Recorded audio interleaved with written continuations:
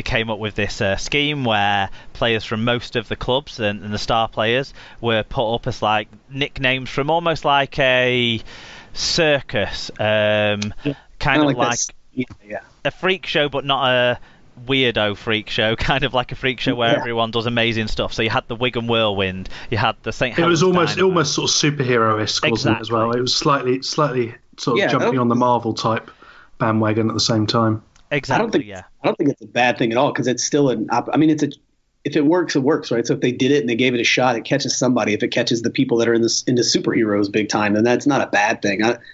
I think the biggest thing is you can have 5 different ways you go about doing it, but I don't personally think it's a bad thing. It obviously may not have taken off, but yeah. And a campaign like that, though, how long did it actually run for? It was only really at the half a season it ran for. So I think we all think the kind of the videos, the idea behind the videos, the idea behind the branding of it was all quite creative and good and forward thinking, and trying to reach out, like you say, with like the superhero element. Yeah. That younger. I just audience. think we just didn't get enough of a chance. It's something we should have just given it a lot longer too. Because I think with any campaign, if you think of great marketing campaigns, they're always ones that are built on a central, very basic idea, which this had, and then they've just really hammered it home and gone again. And they've done what we call an extension strategy. They've extended the campaign out into a different medium or something different. So whereas we came at everything all at once, what you need to do in something like this is go run it over a much longer period of time, but just do little bits for each week. So this week we introduced, the next 2 players into the campaign.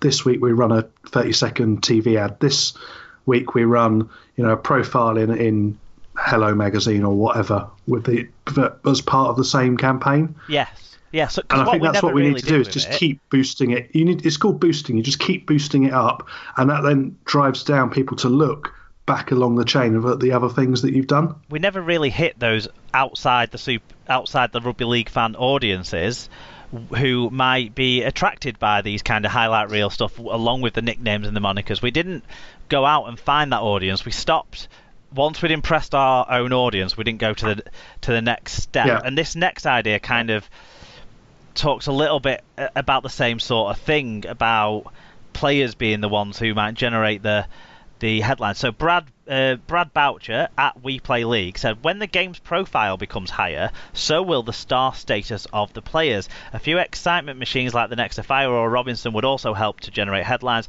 The game has to have the ability to hold on to them, though. So putting that concern about people leaving the game to one side just for a second, because I think that's an interesting point that we need to pick up. But this way round is talking about the game making the profile higher and then the players will follow. Nate, do you think that's the way we need to go at this, or do you think we need to be putting the players out there in front and letting the game catch up to that? I think it's the player, and so I'll say this first. Shout out to Brad. I love Brad. He came on the show. He's a great guy. I'm a really big fan. So, but I personally think the game sells itself when it comes to like the product on the field. But it needs to be the players. It needs to be the fans. It needs to be the owners. It needs to be it needs to be us. It needs to be, from a standpoint of like people that get on, a podcast and talk. I mean, it needs to be everybody else has to push at this point. I mean, it's 2019 now, right? Like, it's just one of those things. If you're not using social media, and I know we'll jump into all this kind of stuff, but like, in all honesty, if you're not using social media, you're not relevant, right? In the sense of like, and I don't mean that like you're a bad person. I just mean like in the sense of like nobody's going to know anything about you, right? And so who has social media? Everybody involved in the game. So everybody needs to be using social media. Everybody needs to be tagging this and tagging that. Like the whole game has to sell it. The game has to sell itself once it gets to game day. But the game is only played for 2 hours on a Saturday, like your favorite team or whatever. So let's say, there's a bunch of games. But in reality, let's say there are 4 games out there, and I'd like to talk about that. That's another thing. But if there are 4 games that hit the TV, so that's, let's say 8 hours worth of rugby league, that's the only time the game can sell itself is on those 8 hours. That's it, the game itself. So it's got to be all the other times when the game is not on that it's being sold. So what we're saying is the product itself isn't actually driving its own profile to become higher, so we need to find different ways of reaching out, and maybe the star players are a different way of reaching out to connect to an audience, to then bring them back in for those 2 hours, like you say, where the game is actually on television. The game having the ability to hold on to them, Tim, this is something I actually think we like. Okay, some go to Union, not many anymore, and who cares in a way about that to an extent. But the ones that go to the NRL, I don't think we do enough. I don't think we make enough of that. I think we, instead of having an inferiority complex to the NFL, to the NRL, sorry, we need to embrace the fact that the greatest competition in rugby league wants our players and get treat those it guys... treat it like an international call-up, like you would at a club level. Well, treat it like that. When a player gets onto even like a development pathway for the NFL, Sky Sports run a series about him. Yeah. Why aren't we running a series showing how Ryan Sutton... I mean, there's 3 English players at one team: Ryan Sutton, John Bateman, and Elliot Whitehead. Sorry, Josh Hodgson. 4 at one team. Oh, yeah. Why are we not running a documentary following that? Yeah, that would be such an easy angle to craft. The story writes itself. You've got, relatively low production costs to do that. But I think another thing, and that's... They're not lost to the game then, though, are they, Tim? That's the thing. And what this links to as well is boosting ourselves in other markets. So making sure, there's an international world out there. We can get a lot using social media. You can get a ridiculous amount through doing not a lot in other countries because of the interest and the money and the people involved. For example, Chelsea Football Club always do a tour of the Far East. And as part of that, they do a big push on their players in the Far East. Now, what's quite interesting is Josh McEachran, who was a very average player for Chelsea and is now a very average player at Brentford, he has over 270,000 Twitter followers. And that's through the activity they've done. Exactly. Yeah. He's got 270,000 Twitter followers. And you look, and they're all mostly legit, but a lot of them come from the Middle East and Asia, from where they've done that activity. And it's again, it doesn't take a lot. All it was one pre-season tour and a few media appearances in those local things, and that's boosted him. And he's got, which is just insane for someone that bang average. Yeah. No. It's a good point that you make. So that links they don't need to be excitement machines to necessarily generate the audience content and the headlines. No, exactly. And that then links into things like Toronto, Catalan, where we've got those other markets opened up. We've got a bridgehead in there. Let's exploit that. Let's say, well, if you like these guys from the Wolfpack, you'll really love, Elliot Whitehead, and he's gone off to Australia, or James Graham, he's much better than Richard Whiting, for example, and do that, and just upsell effectively to those areas.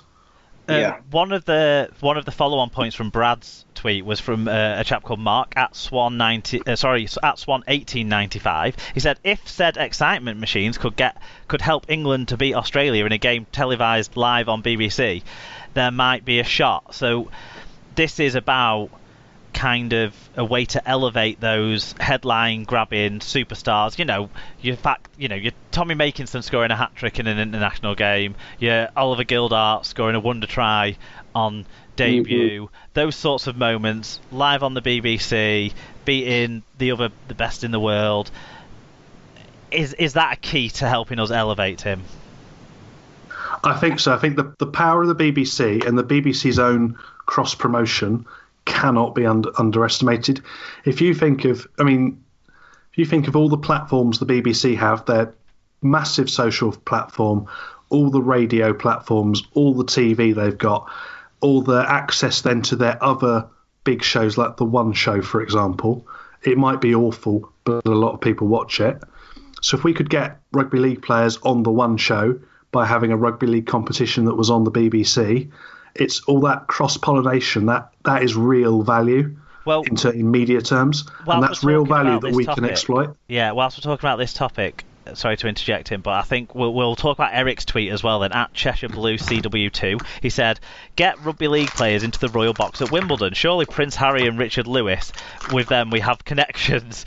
Early July, get players involved in upcoming Challenge Cup semi-final ties, that sort of stuff that are going to be on the TV.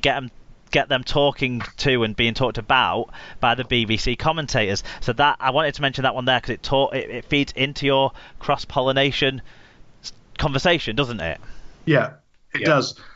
And things like, Question of Sport. When was the last time the rugby league player was on Question of Sport? Not that I've watched it in however long. I don't know. We had a question on Pointless about rugby and the 3 category options. Anyone who knows Pointless, the final question, they give out 3 category options, and the title was rugby, and 2 of the 3 title options, 2 of the 3 questions then were rugby league questions. Only one was a rugby union question. So at least that generated some content and chat and buzz within rugby league circles on social media. But what it also demonstrated was, I think, if I'm right, only 3 or 4 of the England World Cup squad from last year were pointless answers. So only 3 or 4 had the 100 people that they canvassed heard of, and that would be your Burgesses, pretty much. Yeah. And I think Jermaine McGilvery was one of the ones that people were aware of as well. But people didn't know. It wasn't just the fringe players who didn't really get a game that people didn't know, or the new players like Ben Curry or someone like that, or Mark Percival, that people weren't really aware of. It was the established stars who've been there for years. James Roby, Sean O'Loughlin, world-class players who've been doing it for 15 years. And some of the best players we'll ever see in our lifetimes. Yeah. And then people would never have heard of them. Hey, Mark, and Tim, if you don't mind for me to interject right here. Of course. So let's go back to, and I'm trying to be as calm as I can be. You know me, last time I pretty much just yapped too damn much last time I was talking with you, Mark. but yeah, no, to be perfectly honest with you. So going all the way back, and I kind of want to talk about a couple of things Tim just brought up and you brought up. So the perfect example was just brought up, Oliver Gildart. Now, I don't believe in changing a player. If a player is a quiet guy, he's a quiet guy. If he's a loud guy, he's a loud guy. I think you let him go with whatever he is. But we'll use him as an example. Oliver Gildart's young. He plays on Wigan's team, so he plays on one of the largest teams in rugby league. He plays, one of the forward-thinking teams, like they're going to the new camp. He plays with the England. He just had he plays with England, and he just had his debut, and he had a hell of a debut. That's a hell of a way to go. He scored a try in his Super League debut when he was on loan at Salford. He scored a try on his Wigan Warriors debut in the Super League on television at Warrington Wolves, and it was an outstanding try. He scored a try in his first grand final, I think, might have been his second grand final, but he scored a try in a winning grand final, and they scored a try on his England debut. That was an absolutely brilliant try. So yeah, he's showing he's a winner. He's showing he's a goal. He's a goal scorer. He's showing that he's a big game star and everything else. So in my mind, it kind of is like a little bit of all these weird things can kind of push together, right? So when I look at it, I look at like social media. So to me, social media has basically put up a big middle finger towards all the people like the BBC or Fox or CBS here in the States or NBC or Sky or anything else. They put up that finger and they basically said, you're the middleman. We don't need you anymore. That's, in my mind, that's what it is. And so from a standpoint of guys like Oliver Gildart, Super League was insane for not capitalizing on that. Oliver Gildart was insane for not capitalizing on that. He should have been on Super League's Instagram. He should have been on their Twitter. He should have been on their Facebook. He should have been everywhere. He should have been the highlight for a week straight, not just on BBC or Sky or anything else or on Wigan's stuff. The teams and everybody else should have put him everywhere. They should have said, okay, you're taking over Instagram for the day, and you're going to just talk to people all day long and put stuff out there. He's going to be the main star of that. Oliver Gildart could have capitalized on that, and he should be. He's one of those guys that I look at. He's young. He's not a bad-looking dude, right? He comes from a family pedigree of playing the game. Yeah, totally. He's sitting in a scoring position, and he's a scoring machine when it comes to like those big games. Like the BBC, yeah, they should have him on. But when I look at, so I don't watch TV, right? So like I've had pneumonia for the last. I've been down for like 10 days now, and this is the best I'm feeling. I'm without a doubt giving credit to the whiskey I'm drinking. The honest answer is I haven't watched one thing on TV. I don't care about TV. I don't care about any of that. I've watched, I've read, but I've basically slept, and when I wasn't sleeping, I've watched a couple documentaries. I watched the documentary on Manchester City just because I wanted to see the behind the scenes of that stuff. I've watched a couple things like that, and I have basically spent my time on YouTube on my laptop. I have a TV that I very rarely turn on. I don't watch any major channels because I don't feel like listening to a commercial, because I don't care about regular programming. It is just past its time. It's dead, and they don't know it yet. In my mind, Oliver Gildard, he should be all over social media. Somebody like that.